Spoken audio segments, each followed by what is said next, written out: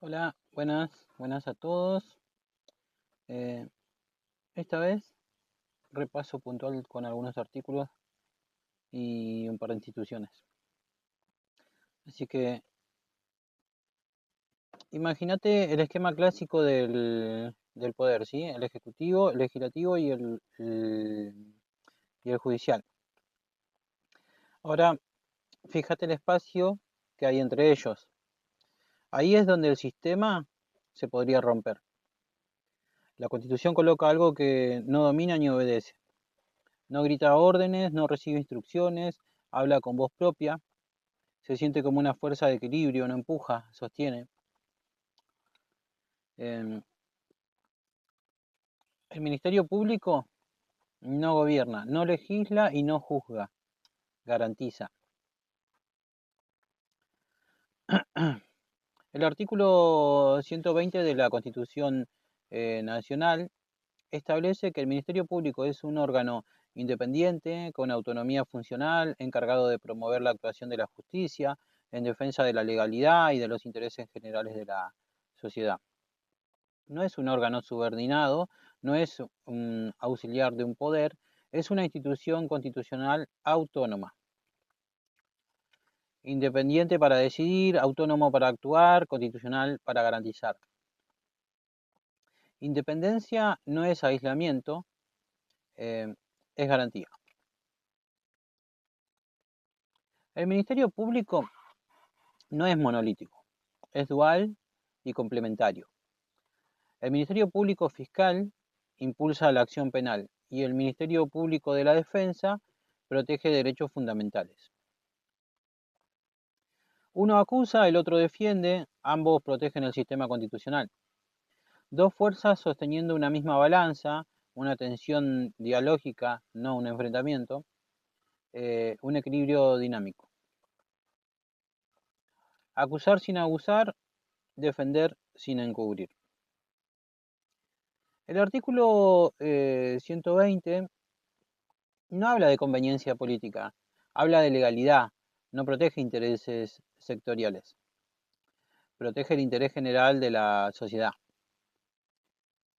Cuando el Ministerio Público actúa, no actúa contra alguien, actúa a favor del orden constitucional.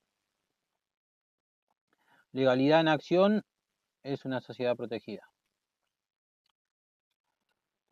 La Corte Suprema de Justicia de la Nación fue consolidando una doctrina que es bastante clara, que nos dice que el Ministerio Público no integra, ninguno de los tres poderes clásicos. Su independencia es una garantía del debido proceso y su autonomía funcional es institucional, no corporativa. Eh, bueno, hay precedentes de esta doctrina en Quiroga, Santillán, Casal. La Corte en estos casos sostuvo que el Ministerio Público es una pieza esencial del sistema acusatorio y su debilitamiento afecta la calidad democrática del proceso penal. Sin Ministerio Público independiente no hay proceso justo. Volvamos a la imagen inicial. La balanza sigue flotando. No flota por casualidad, flota porque la Constitución la sostuvo en el artículo 120. Ves un órgano independiente, escuchás una voz constitucional, sentís un sistema que no se cae. El Ministerio Público no es poder, es garantía. ¿Quién los elige? ¿Y cómo? Bueno, los máximos responsables del Ministerio Público son el Procurador General de la Nación y el Defensor General de la Nación. Son designados los dos por el Poder Ejecutivo con un acuerdo del Senado y gozan de una estabilidad mientras dure su buena conducta. No es un privilegio personal, es una garantía institucional de independencia. Designación política es una función constitucional, ¿sí? ¿En qué ámbitos actúa el Ministerio Público? Bueno, en el ámbito judicial, en el ámbito extrajudicial, en procesos penales, civiles, comerciales, laborales y colectivos. No espera que lo llamen, interviene cuando el orden constitucional lo necesita. Donde hay legalidad en juego, hay ministerio público, ¿sí? Veamos algunos ejemplos, ¿sí? Un ejemplo penal, bueno, un robo con violencia llega a conocimiento judicial.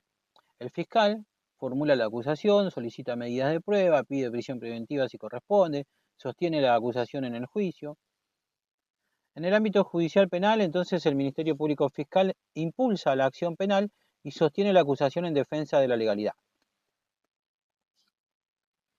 La persona imputada no tiene abogado, ¿sí? El defensor público asume la defensa técnica, controla la legalidad de la detención, ofrece la prueba, garantiza el debido proceso. En sede judicial, entonces, el Ministerio Público, pero por parte de la defensa, asegura la defensa en juicio y el debido proceso.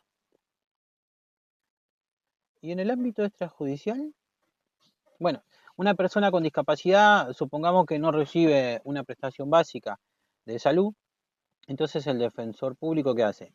Intima administrativamente a la obra social, interviene sin un juicio previo y protege los derechos fundamentales. Entonces, no hay juez todavía, pero hay legalidad en riesgo. El Ministerio Público también actúa en el ámbito extrajudicial, previniendo conflictos y protegiendo derechos antes de llegar al proceso. Por ejemplo, un fiscal toma conocimiento de un hecho delictivo por una denuncia directa. Entonces, ordena diligencias preliminares, reúne pruebas, decide si judicializa el caso o no. El Ministerio Público puede actuar de oficio, incluso antes de la intervención judicial.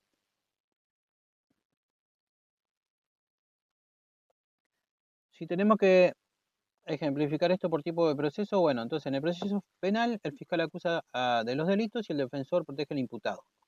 Por ejemplo, homicidio, estafa, violencia de género, etc.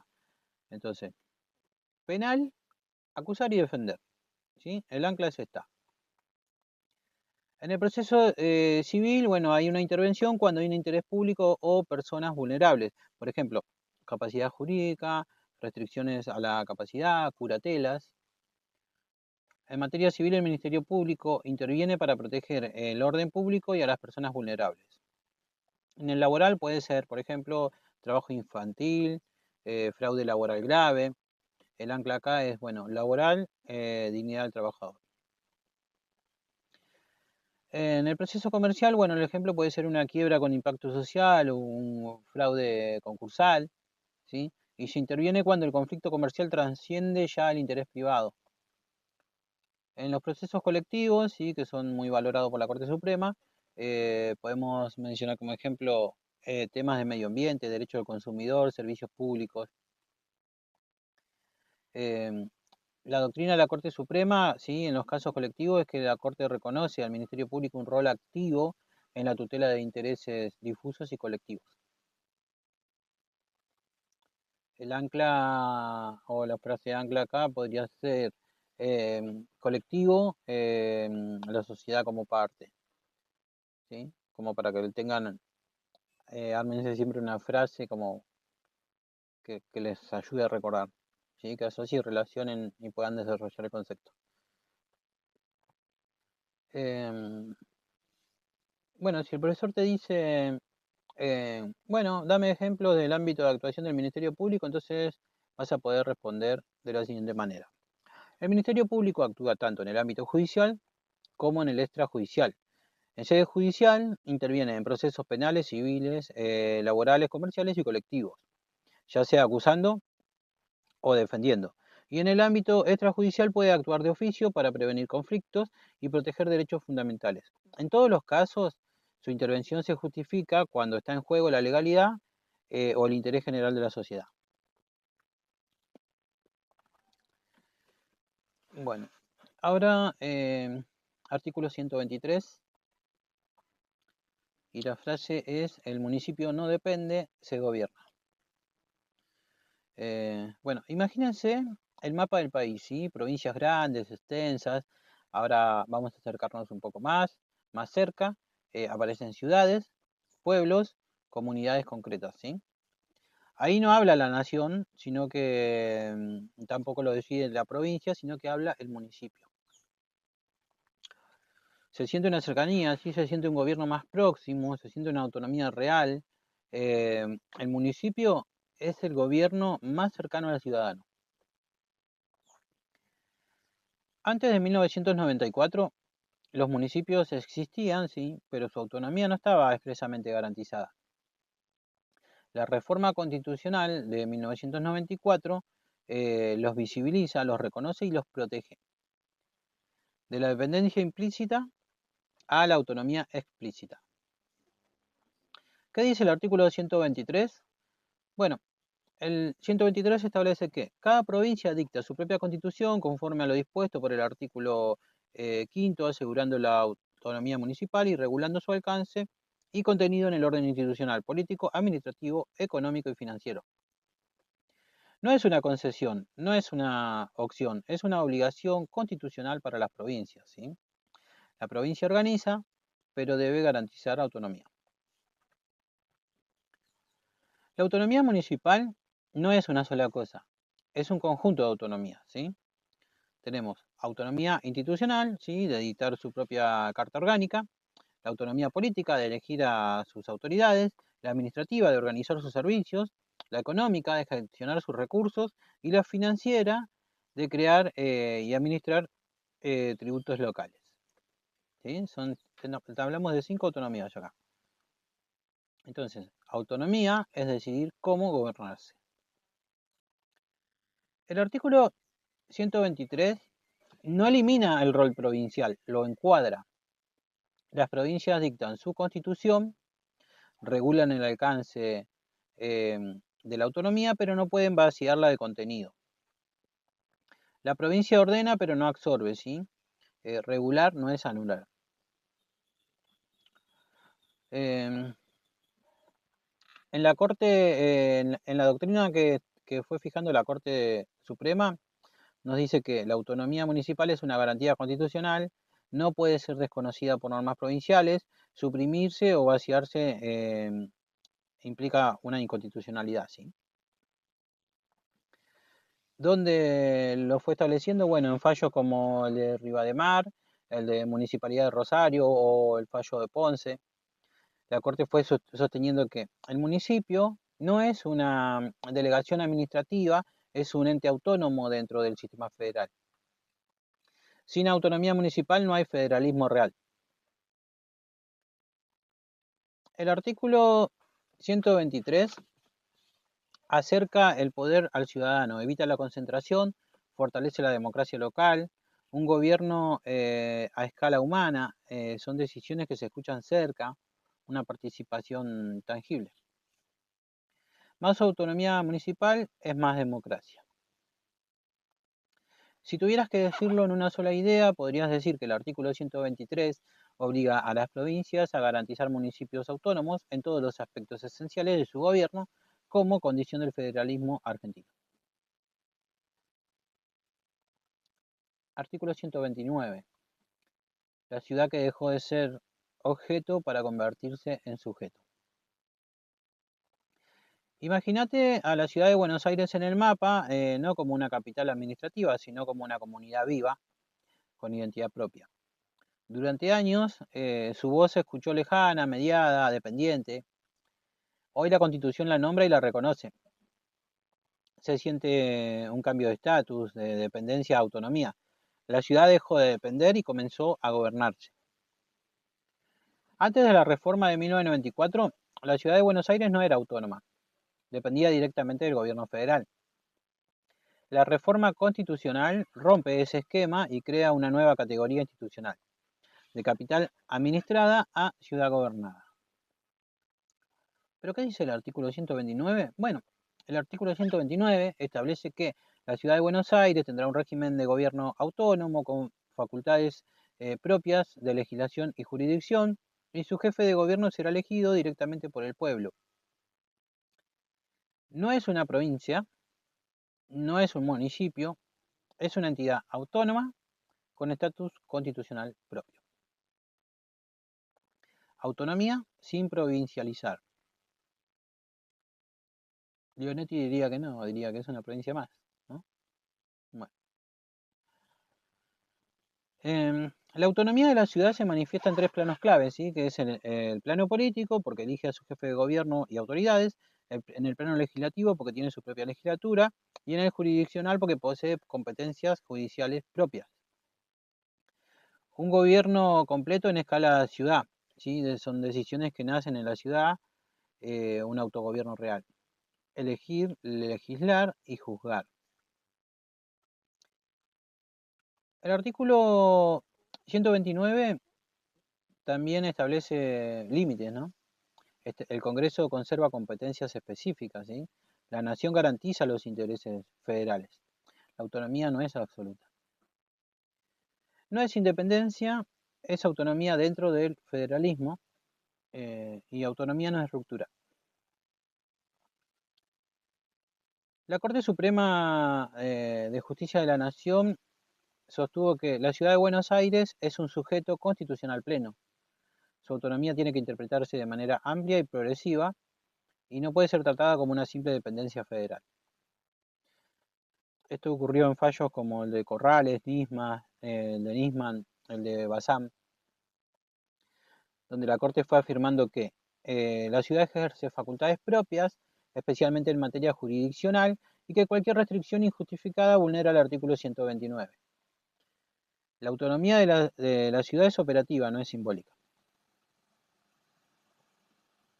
El artículo 129 democratiza el poder en la ciudad, acerca las decisiones a sus habitantes y fortalece el federalismo argentino. Una ciudad que se gobierna a sí misma, una voz directa sin intermediarios y una ciudadanía empoderada. Más autonomía, más democracia urbana. Si tuvieras que decirlo entonces en una sola idea, tendrías que decir que el artículo 129 reconoce a la ciudad de Buenos Aires un régimen de gobierno autónomo con facultades propias y autoridades electas, integrándola al federalismo argentino sin convertirla en una provincia. Eh, la voz del ciudadano frente al poder. Imagínense a un ciudadano solo frente a una gran estructura estatal, ¿sí? Ministerios, entes, burocracia, y ahora agreguemos una figura que se coloca entre el poder y la persona.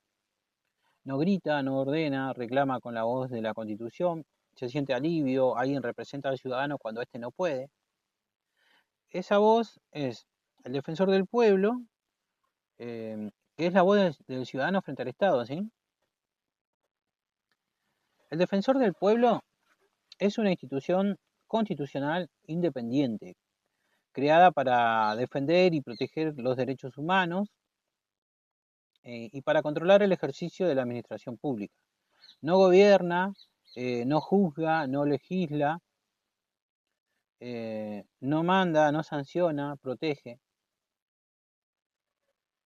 Defender no es gobernar, es garantizar. Eh, esta institución está encabezada por el defensor del pueblo, de la nación, y puede contar con adjuntos y con equipos técnicos. No es un órgano colegiado, es una autoridad unipersonal con respaldo institucional. Una cabeza, una misión.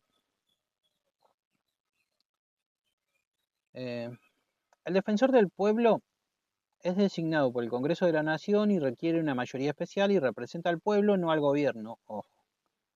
No responde al Ejecutivo, no depende del Judicial, responde solo a la Constitución y a la ciudadanía.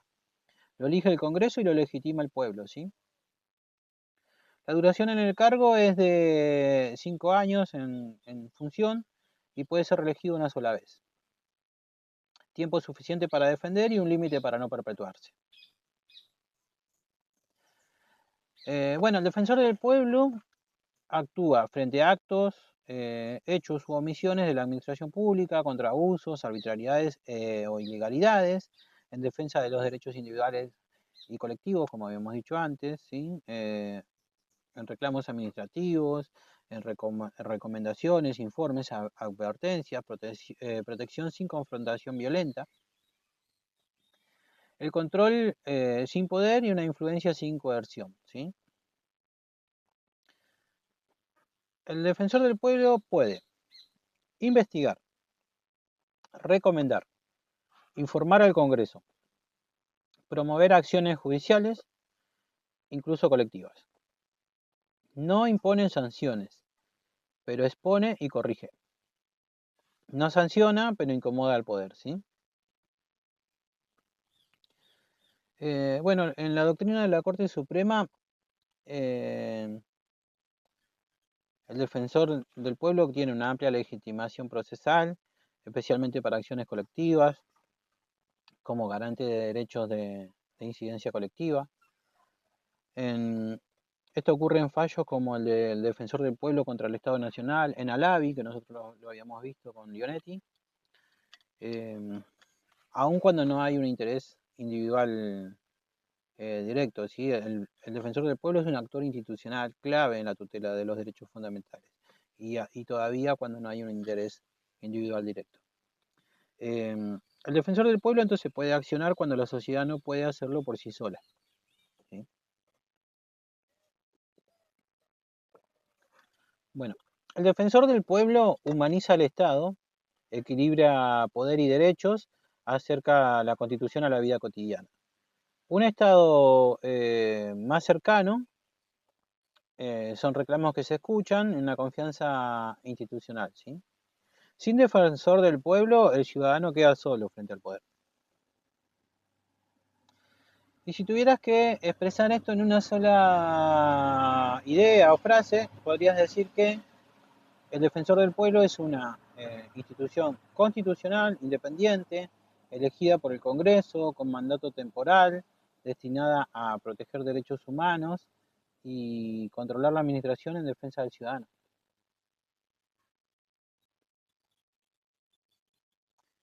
Bueno, artículo número 5, que es la puerta de entrada al federalismo argentino. Imagínate la Constitución Nacional como si fuera una gran casa. Eh, para entrar hay una puerta y esa puerta se llama artículo número 5. Antes de que las provincias participen, la Constitución pregunta cómo se organizan por dentro. Se siente el peso del orden. Sin esta puerta el sistema no se sostiene.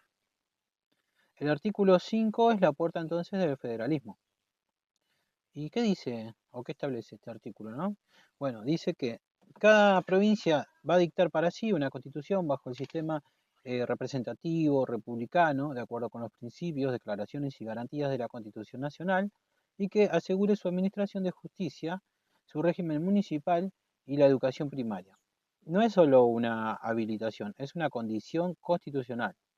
Autonomía provincial con límites constitucionales. La provincia se gobierna, pero no se desordena.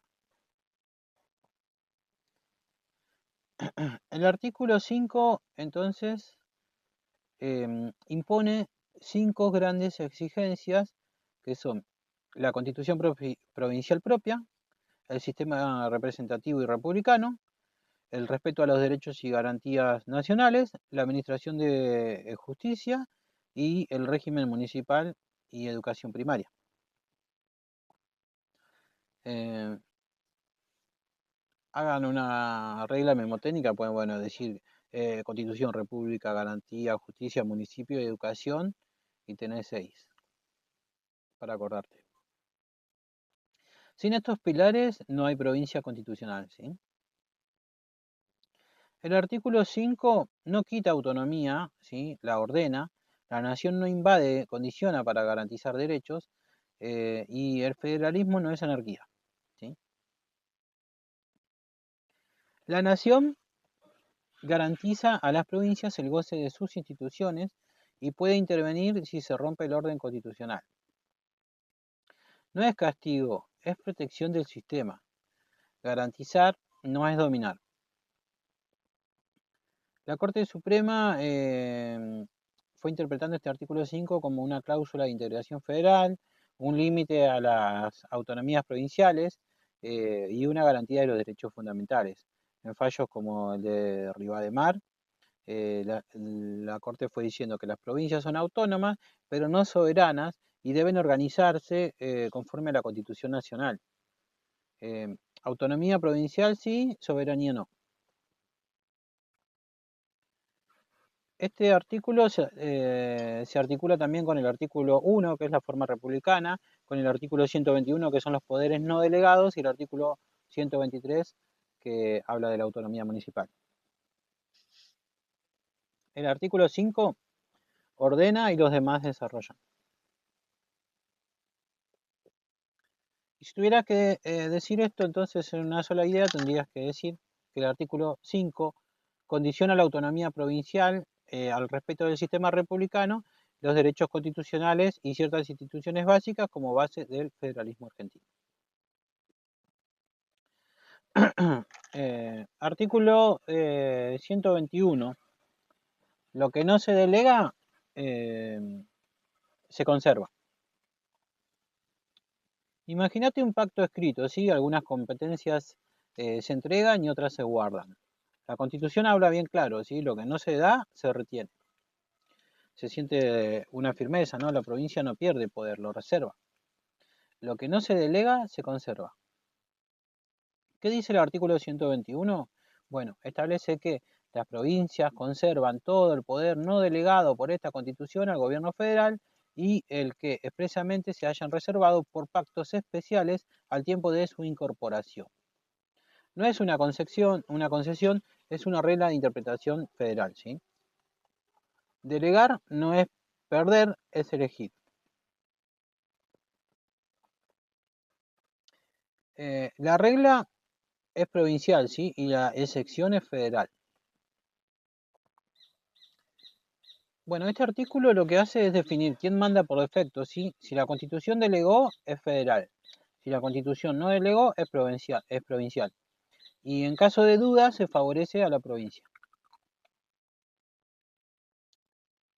Delegar es entregar competencias específicas para fines comunes sin perder la identidad política. Una mano que entrega solo una parte, ¿sí? Podés verlo así o como un acuerdo, no una imposición o una cesión limitada. Se delega la función, pero no la soberanía.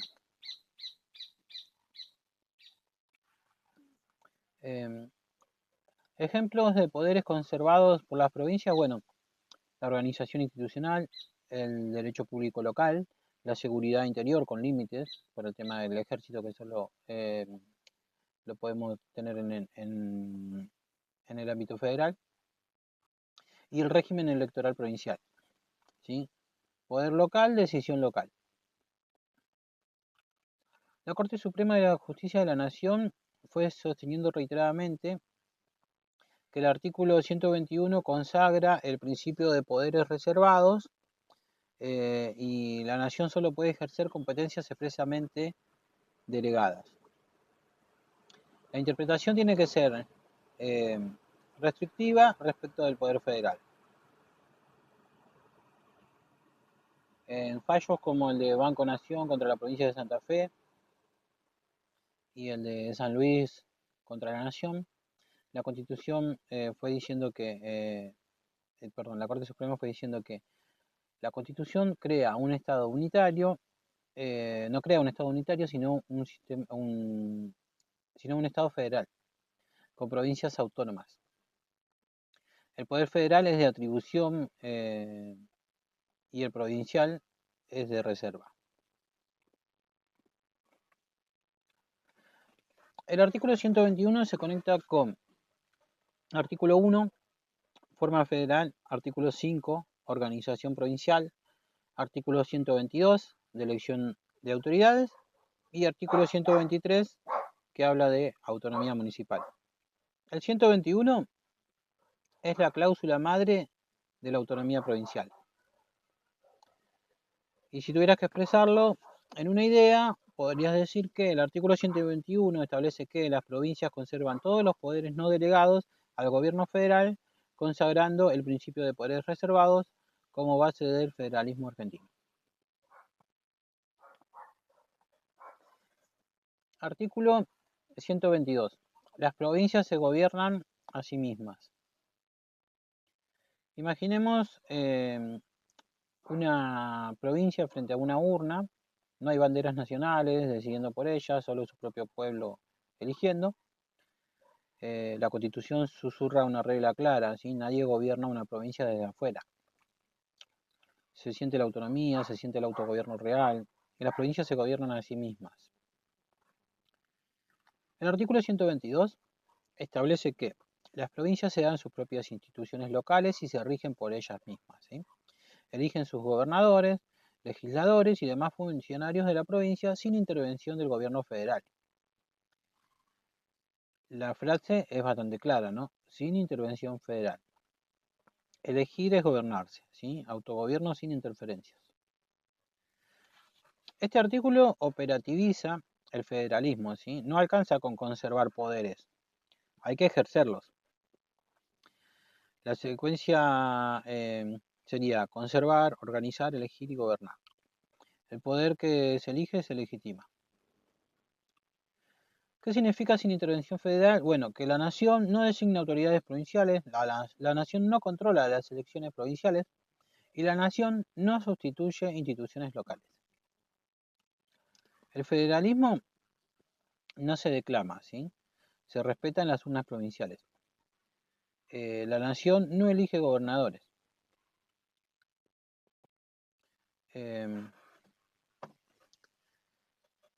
Las provincias definen su sistema electoral, establecen requisitos para cargos, organizan su poder ejecutivo y legislativo. Ahí podemos ver las constituciones provinciales en acción, los debates locales, la democracia más cercana. Autoridades locales, decisiones locales.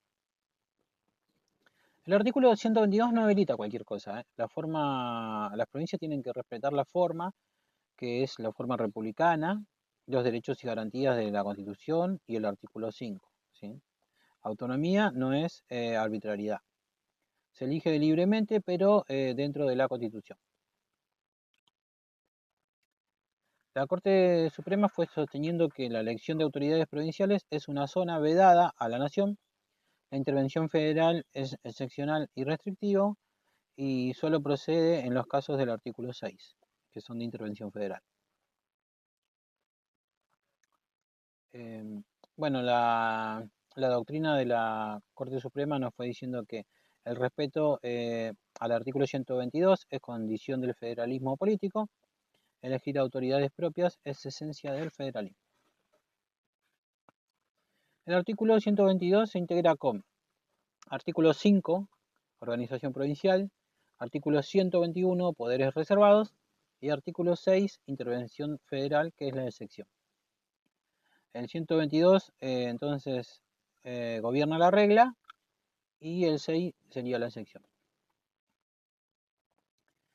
Si hay que decirlo en una idea, entonces el artículo 122 garantiza la autonomía política de las provincias, reconociéndoles el derecho a organizar sus instituciones y elegir sus autoridades sin intervención del gobierno federal.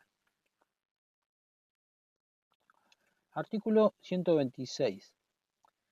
Lo que las provincias no pueden hacer. Imagínate un mapa de la Argentina, así cada provincia tiene su color, su identidad, su autonomía. Pero sobre el mapa aparece una línea clara, nítida, que dice hasta acá. La Constitución no solo concede poderes, también marca límites. Se siente el equilibrio, la libertad, pero con contención. El federalismo también se protege poniendo límites. El artículo 126 enumera prohibiciones expresas a las provincias. No para debilitarlas, sino para preservar la unidad nacional. Prohibir no es castigar, es ordenar. Autonomía sin ruptura, ¿sí? El artículo 126 prohíbe a las provincias celebrar tratados internacionales, hacer la guerra, nombrar o recibir agentes extranjeros. Podés ver banderas extranjeras alejándose del mapa provincial, una sola voz que habla hacia el exterior, una cohesión nacional. Hacia afuera solo habla la nación, ¿sí? Las provincias no pueden mantener tropas de línea o tener buques de guerra, salvo dos excepciones claras que son la de invasión exterior o el de peligro inminente, ¿sí? La defensa es nacional y la emergencia es excepcional. Solo se arma la provincia si peligra la nación, ¿sí? El artículo 126 también prohíbe establecer aduanas provinciales, acuñar moneda propia y emitir el papel moneda. Una sola moneda circulando, un mercado integrado y eso nos da estabilidad. Una nación, una moneda, un comercio. Las provincias no pueden dictar leyes sobre comercio exterior o interior que afecten a otras. Establecer derechos de tonelaje, dictar códigos de fondo, ¿sí? El civil, comercial, penal. Las reglas comunes no se escriben por separado. Los códigos son nacionales y la aplicación es local.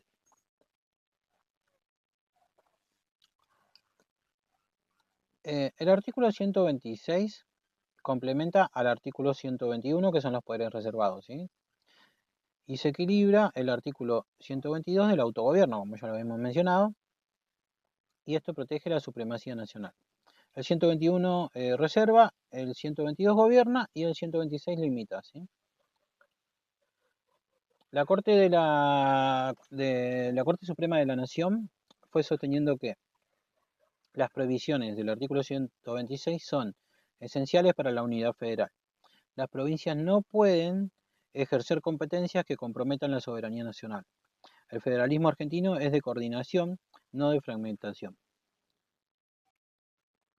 En algunos fallos de la Corte se fue afirmando la doctrina de que el artículo 126 no reduce la autonomía, sino que la ordena constitucionalmente. Sin límites no hay federalismo, hay disgregación. Entonces, esta explicación en una idea sería, el artículo 126 de la Constitución Nacional establece que las prohibiciones a las provincias sirven para garantizar la unidad, la soberanía y el funcionamiento armónico del federalismo argentino. Artículo 41 y 42. Derechos de tercera generación, ambiente y consumidor. Imagínate dos escenas superpuestas, ¿sí? En una, un río limpio que sigue su curso y en la otra, una persona frente a un producto leyendo una etiqueta eh, que trae en el envase, ¿sí? La Constitución habla no solo para hoy, sino que habla para mañana. Se siente la protección y se siente la dignidad. La Constitución protege la vida cotidiana. Los artículos 41 y 42 incorporan derechos de tercera generación, no protegen solo al individuo aislado, sino a la persona en relación con su entorno y el mercado. Sin ambiente sano no hay consumo digno. Calidad de vida constitucionalizada. El artículo 41 reconoce el derecho a un ambiente sano, equilibrado y apto para el desarrollo humano, el deber de preservarlo, la obligación de recomponer el daño ambiental. Podés ver la naturaleza protegida, la responsabilidad compartida, el compromiso intergeneracional. El ambiente se cuida hoy para vivir mañana, ¿sí?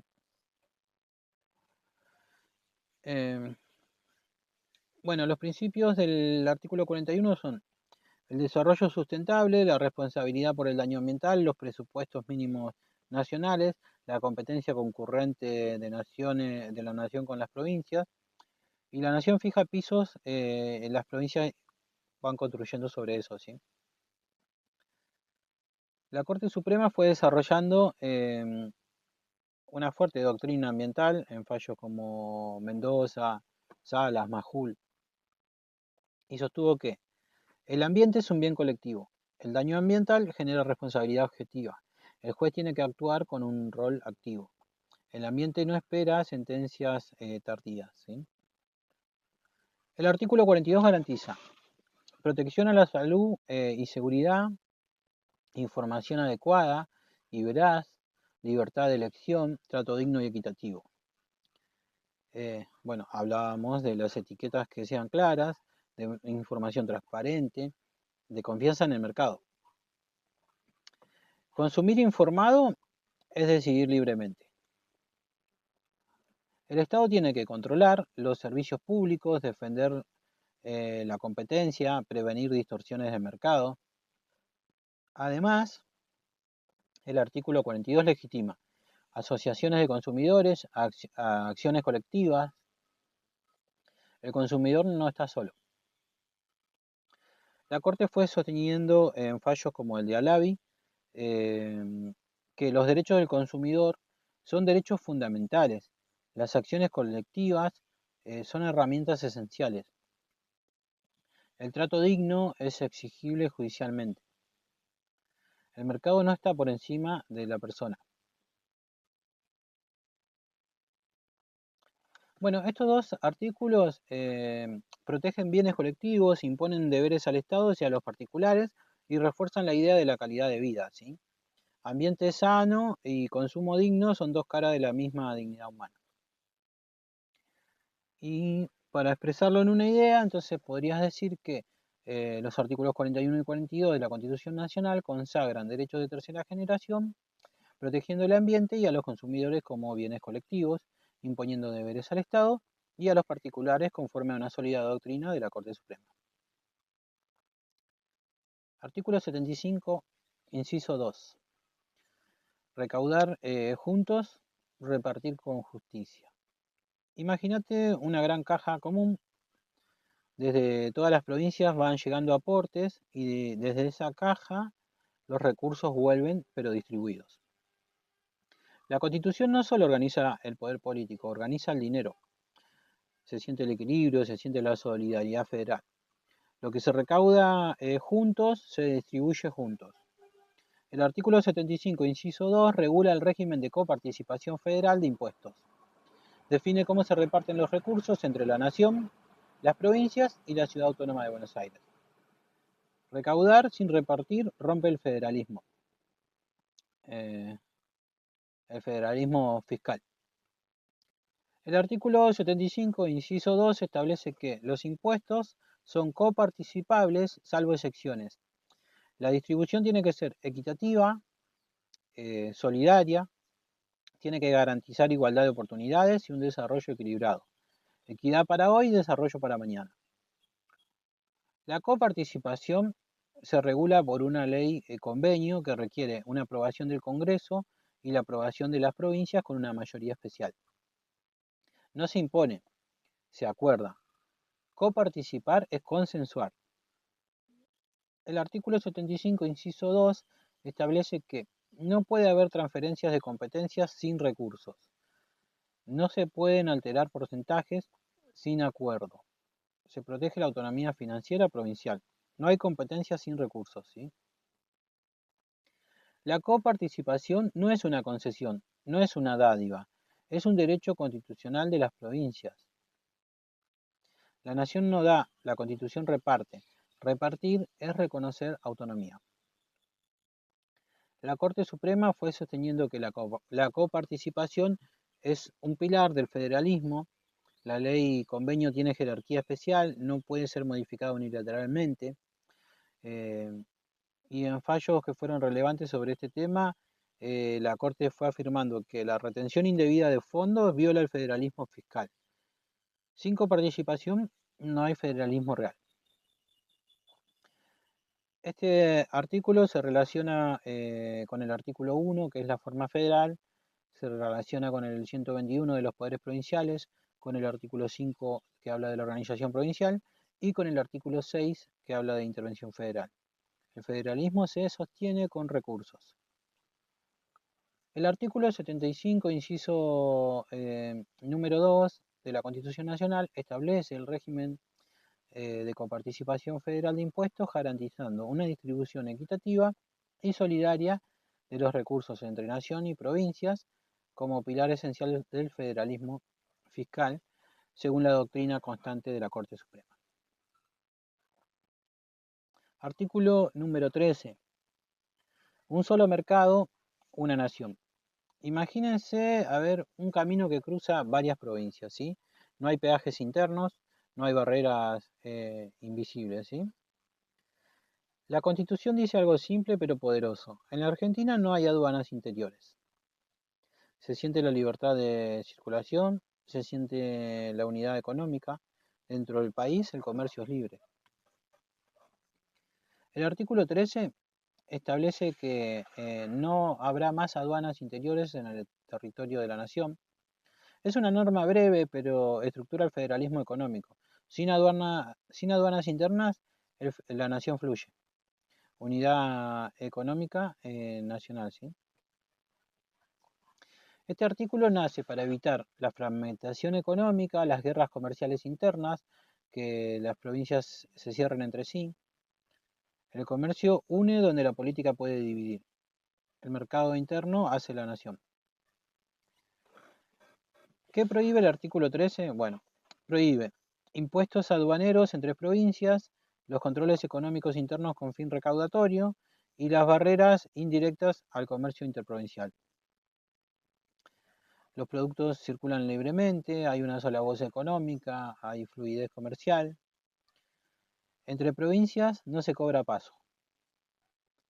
El artículo 13 no impide los impuestos internos generales, las regulaciones sanitarias o de seguridad y los controles no discriminatorios. Regular no es aduanar. La libertad no excluye reglas. Este artículo se articula también con el artículo 9 que habla de aduanas nacionales, con el artículo 10 que habla del libre tránsito interprovincial, con el artículo 11 que habla de igualdad de trato comercial y con el artículo 75, inciso 1, que habla de las facultades del Congreso. Un mercado, una constitución.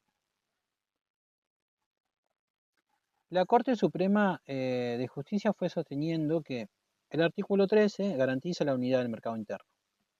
Las provincias no pueden crear barreras económicas encubiertas. Cualquier medida que afecte al comercio interprovincial tiene que ser razonable y no discriminatoria.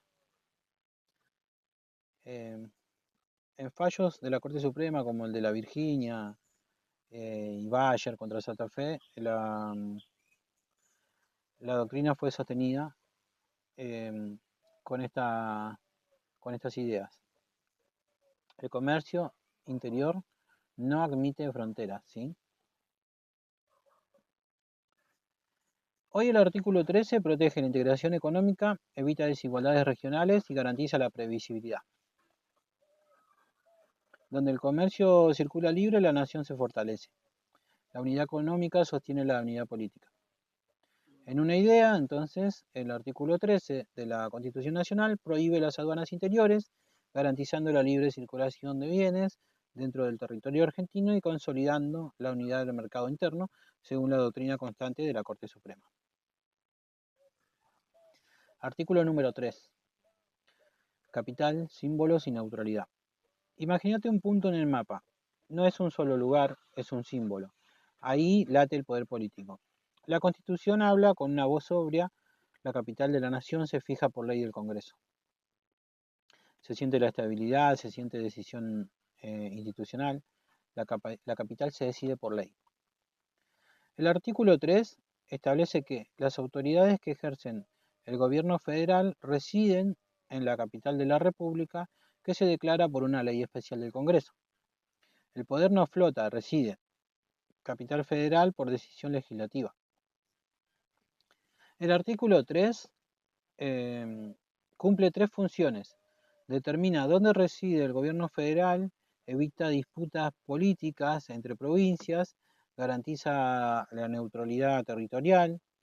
El poder necesita un lugar, pero no debe pertenecer a nadie. Un gobierno nacional no puede ser provincial. La capital no es una provincia, no representa intereses locales, es sede del poder nacional. Es un territorio neutral, una sola voz institucional, es el equilibrio federal. Capital neutral, poder nacional. El artículo 3 asigna al Congreso la potestad exclusiva de declarar la capital mediante la ley especial. La capital no se impone, se legisla. El Congreso fija la capital, ¿sí? En la evolución histórica, bueno, tuvimos la capital provisoria, Después tuvimos la capital definitiva en Buenos Aires y la federalización de la ciudad. ¿Sí? El conflicto se resolvió con la Constitución. La ley ordenó lo que la política disputaba. La Corte Suprema fue sosteniendo que la capital federal es sede del gobierno nacional, su estatus es constitucionalmente distinto al de las provincias, el Congreso tiene amplias facultades para su organización y en fallos como por ejemplo el de Municipalidad de la Capital contra el Hortondo, eh, nos habla la doctrina de la federalización del territorio. ¿Sí? La capital es instrumento del Estado Nacional. Después de la reforma de 1994 se reconoce la autonomía de Cava sin perder su carácter de capital federal, autonomía local y función nacional. Entonces, en una idea, el artículo 3 de la Constitución Nacional establece que la capital de la República es determinada por una ley especial del Congreso, garantizando una sede neutral para el gobierno federal conforme a la doctrina de la Corte Suprema. Bueno, hasta acá y seguro nos veremos en algún otro.